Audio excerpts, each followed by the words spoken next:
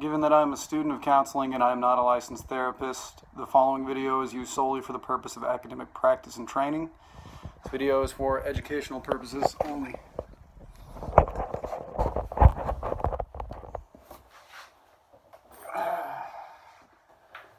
Alright, so Eric, what's been going on in your life? Tell me about what you've been up to the past week. Past week, it's been busy, man. A lot of stuff going on at work, a few projects, trying to finish up, working on getting them completed for get those kids into school as soon as possible.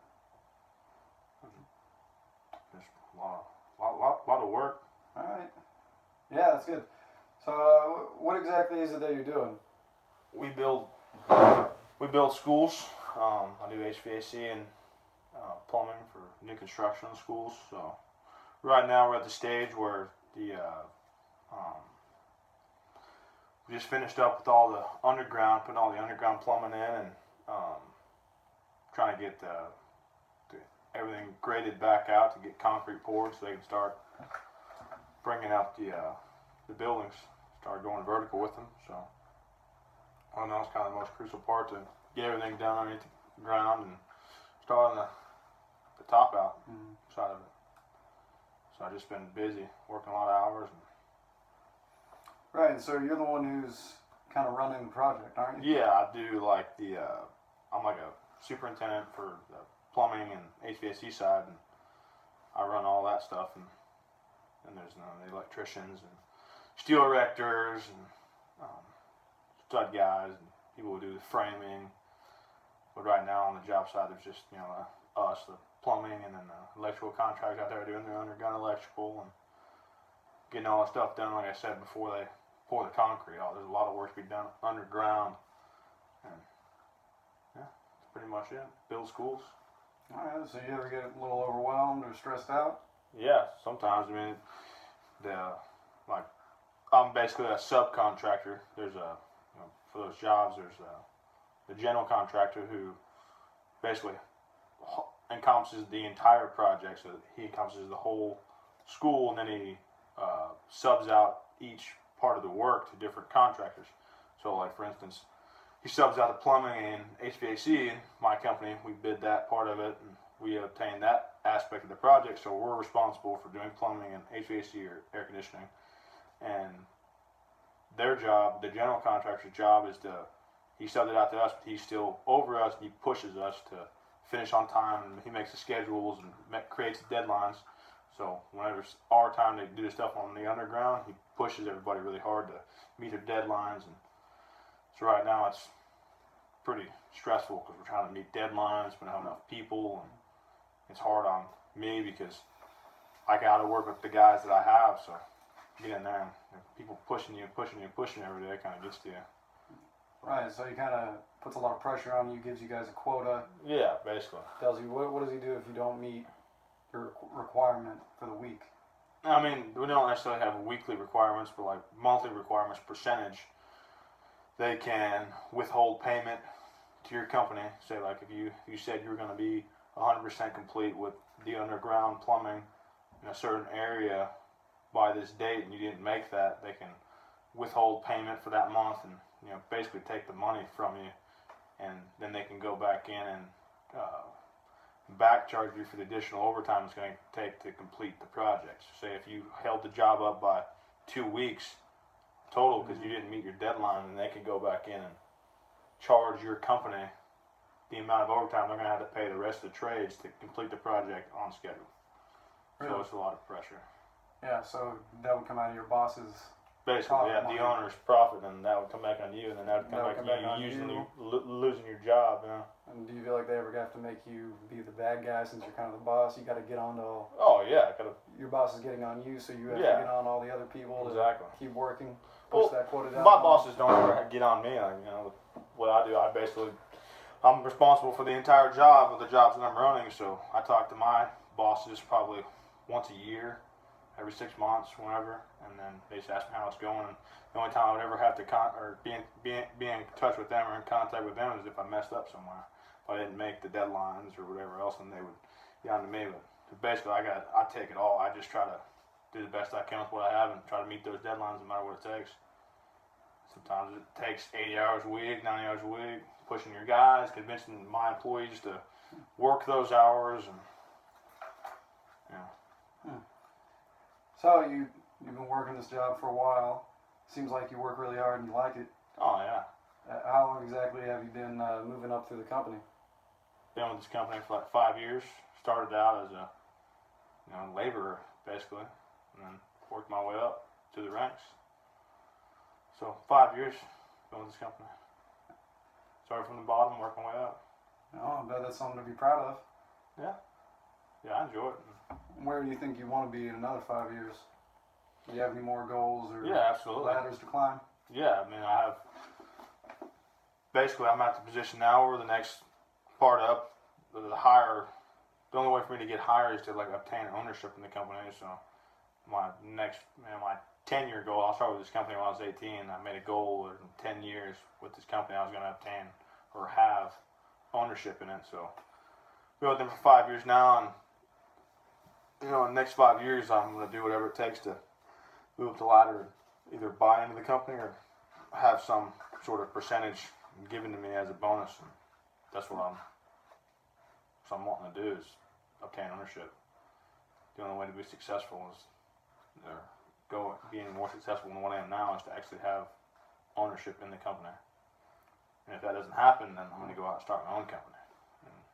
Okay, Do so it you for myself. There's plan A, obtain ownership of the company I'm currently employed to. Plan B, start from scratch and start my own company. That's good. So you kind of prepared for everything that could happen. Exactly. There's a fork in the road. Oh, you got Exactly. another option. So you started when you were 18. How old are you now? You're only 23. 23? So. That's something to be proud of. You worked your way up the whole way. Yeah. And you still got It's a nice long to way know go. that nothing was just handed to me. I started out $12 an hour laborer, doing whatever they needed, shoveling, digging ditches, doing whatever. How long have you been working? Where do you think you got that kind of work ethic instilled within you?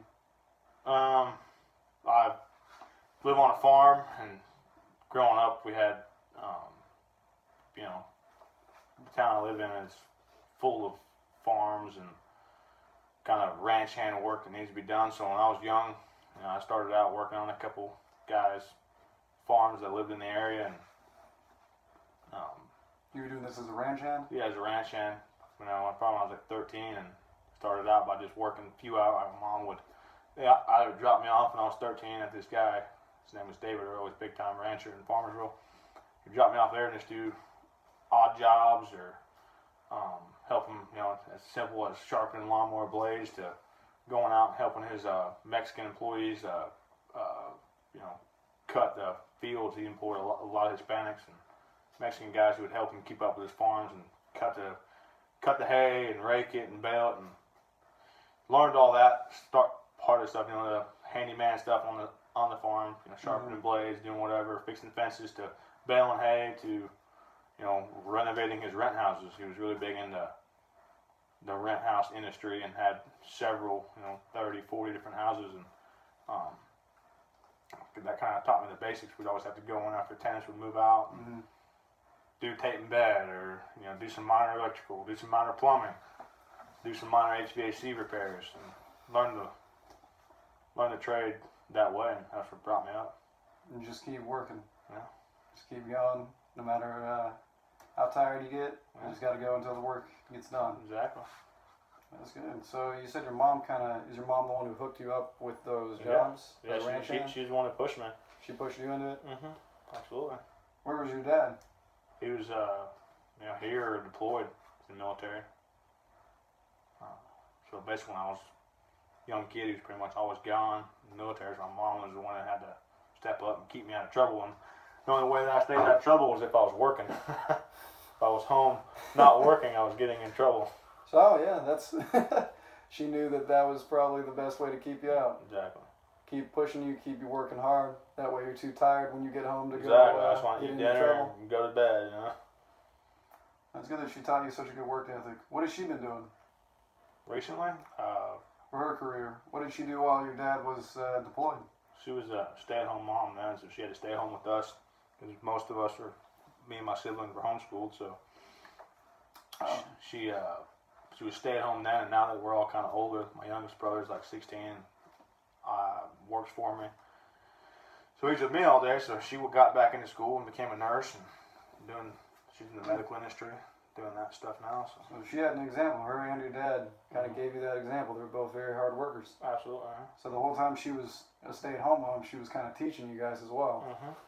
Wasn't really unemployed. No, yeah, she was a mom, school teacher. Yeah. Now a nurse. That's pretty awesome. Yeah, you got someone good to look up to. Oh yeah. What about your dad being gone all that time? Is that kind of what you feel like that contributed to you getting in trouble at all? Yeah. Maybe. I think I just. Why do you think you were getting into trouble? I don't know. Honestly, I just liked having fun and partying. And I think one of the biggest reasons I got in a lot of trouble too is because I don't want to say it's because I worked a lot, but I worked a lot and I always had my own money, so I came to going out with my friends when I was 13, 14, 15. I always had money to go and buy beer or whatever, and so I kind of. When you were a teenager? Yeah. How were you getting the beer? Hey Mister, man. Go up to the gas station, play Hey Mister. Or I had older friends who. So either older friends or you would just go ask someone? Yeah. Hey man, I'll give you $20 extra, give me a case of beer. So why was that the go-to thing for fun when you were so young? I know that's kind of what a lot of young people do, but did your siblings do that? Older ones? Or? Yeah, my older sister. Your older sister? Yeah, plus my older sister was she's 2.5 years older than me, so when I was 13, 14, she was 16, 17, and had a lot of older friends, and I was kind of tagged along. She was hooking you up and driving you around? Yeah, driving me around. She had a license, and if she didn't drive me around, I had my own dirt bike, so I'd take my dirt bike all over the place. So we got your mom kind of being a positive example, a role model, and your sister was kind of negative. Kind of showed you down the wrong path. Maybe. But at least, all of us do stupid stuff when we're teenagers. At least you made it now. Yeah, I don't regret any of it. I wouldn't change it. Yeah. Any moment or experience for the world. You feel like you've learned from any of the mistakes or getting in trouble that you have gotten into? Absolutely. What do you think was the biggest turning point when you got in trouble that you learned something? Biggest turning point? Probably crashing my truck and got into that big wreck when I was 17, drinking and driving. And I just built up to that point where I was just being crazy. And I always worked and was a hard worker and did my jobs, but after work was over, it was drink, and go party, be crazy. Kind of towing the line, just pushing it, seeing how far you could go. How far I could go. And then all this built up and then crashed my truck, got in a big accident, had to have major surgery. And you had surgery from it? Yeah. I crashed truck, no seatbelt, and ripped the internal sac of my stomach and had to have major stomach reconstruction done because I had hernias and stuff coming out of my stomach. Pretty bad. Okay. Probably shouldn't have survived the wreck. But so that was kind of big turning point. Big wake-up call. Yeah. Whoa, hey, I'm not invincible. I always thought I was, but I'm not. Yep. That's they got a saying about that. All teenagers think that they're 6, 7 feet tall, made of steel, bulletproof. Sure as hell ain't. It's funny. One of the things I actually learned in my neuroscience studies was the reasoning behind all that. And whenever you're a teenager, your brain, the frontal part of your brain, which is responsible for inhibition and higher levels of reasoning and understanding, doesn't really develop until you're about 24, 25. So when you're younger, especially young boys, they tend to be a lot more impulsive. They tend to not really think things through or think what the repercussions of their actions are going to be. So at least you learn from it and you've grown out of it. Not quite 25 yet, I still do stupid stuff, but but you're going forward in your career, and as long as you don't have to have another wake-up call like that, you should be good. Hope so. Sounds like you got a good head on your shoulders. I got a big one. Size 8. Did you get picked on for that? No, never. Anybody who picked on me, I just headbutted them. Nice response. What about